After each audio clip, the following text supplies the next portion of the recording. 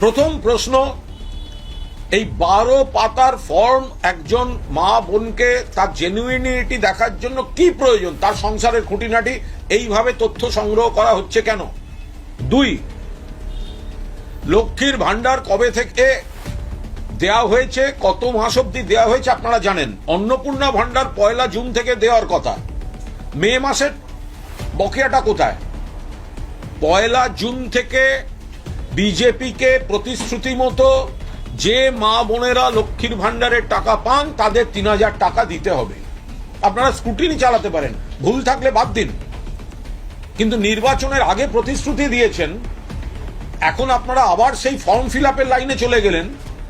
নোটবন্দিতে line, voter লিস্টের line, voter list যাচাইতে line, এখন আবার অন্নপূর্ণা ভান্ডারের জন্য লোকের কাছে গিয়ে ফর্ম ফিল আপ করানো, আবার লাইন। অন্নপূর্ণা ভান্ডার 1 জুন থেকে সকলকে দিতে হবে। যারা লক্ষ্মীর ভান্ডার পান সেই মহিলাদের যা প্রতিশ্রুতি ছিল, আপনারা ভোটের আগে কিন্তু কোনো মাপকাঠির কথা বলেননি। আমাদের পরিষ্কার বক্তব্য, 1 জুন থেকে মা বোনেদের 3000 টাকা আপনারা যা প্রতিশ্রুতি দিয়েছেন দিতে হবে, কোনো বাদ চলবে না। নিশ্চয়ই স্ক্রুটিনিতে যদি দেখা যায় কোনো পুরুষের অ্যাকাউন্টে গিয়ে টাকা ঢুকেছে, ভুল হতে পারে, ঠিক হতে পারে, টেকনিক্যাল ফল্ট হতে পারে, বাদ দিন, কেউ বারণ করছে না। কিন্তু একটা দুটো জিনিসকে তুলে ধরে সামগ্রিকতাটায় দেরি করিয়ে দিয়ে ভোটের নির্বাচন থেকে সরে যাওয়া বা নির্বাচনী প্রচার থেকে সরে যাওয়া, এটা কোনো অবস্থাতে কাম্য নয়।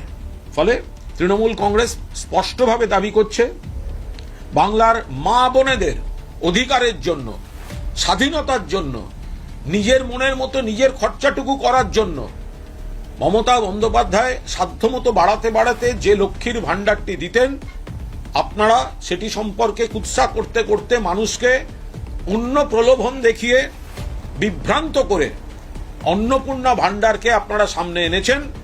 1 জুন থেকে বাংলার মা বোনেদের সকলকে, বাংলার মা বোনেরা যারা লক্ষ্মীর ভান্ডার পান, স্ক্রুটিনিতে যার ভুল থাকবে বাদ, বাট ক্রাইটেরিয়া করে বাদ দেয়া, এই প্রতিশ্রুতি কিন্তু আপনারা ভোটের আগে দেওয়ার সাহস করেনি। দাঁড়িয়ে বলতেন যে আমরা লক্ষ্মীর ভান্ডার বন্ধ করে দেবো, অন্নপূর্ণার ভান্ডার আনবো, নতুন মাপকাঠি করে আনবো।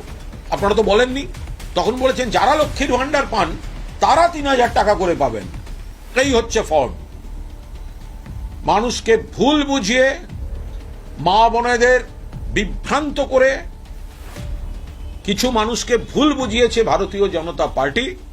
আমরা এই ভুল বোঝানোর তীব্র নিন্দা করি। মমতা বন্দ্যোপাধ্যায় মা বোনেদের স্বার্থে নিজে থেকে লক্ষ্মীর ভান্ডারের মতো যে ঐতিহাসিক কর্মসূচি শুরু করেছেন, সেটাই ভিত্তি গোটা দেশে। তার উপর দাঁড়িয়ে 3000 টাকা দেওয়ার যে প্রতিশ্রুতি দিয়েছিলেন বিজেপির নেতারা, আজকে সরকারে এসে সেখান থেকে তারা সরে যাচ্ছেন। অর্থাৎ একটা বড় অংশকে যদি বাদ দিয়ে দেন তাহলে তো 3000 টাকা দিতে সমস্যা নেই। আর মমতা বন্দ্যোপাধ্যায়, ধরা যাক ওনারা বলতে চাইছেন কি, এখন অবধি আমরা যা জেনেছি যে সরকার পোষিত টাকাও যিনি পান কোন সংস্থার, তিনি এই টাকাটা পেতে পারেন না। তো তাহলে এরকম অনেক অর্গানাইজেশন আছে। আমাদের প্রশ্ন, তাহলে কি আশা কর্মী দিদিরা পাবেন? তো কারণ তারা তো সরকারেরই পান। আবার এখন এরা বলছেন সরকার পোষিত বা সরকারি কোনো ব্যাপার হয় তাহলে তারা লক্ষ্মীর ভান্ডার পাবেন না। তাহলে আশা কর্মী যে দিদিরা আছেন তাদের বেতন এমনিতেই কম, আগে আরো কম ছিল। মমতা বন্দ্যোপাধ্যায় সাধ্যমতো যেটুকু করতে করতে গেছেন, তার সঙ্গে হয়তো লক্ষ্মীর ভান্ডারটা একটা সাপোর্টিং একটা অ্যামাউন্ট হিসেবে যোগ থাকতো।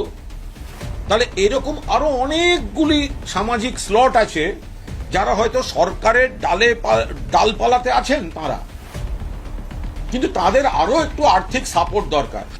এখন যদি একটা নিষেধাজ্ঞা হয় যে সরকারের ডালে পালায় যারা আছে তারা পাবেন না, তাহলে তারা বিরাট সংখ্যক মহিলা যাদের প্রয়োজন তারা তো বাদ যাবেন। তো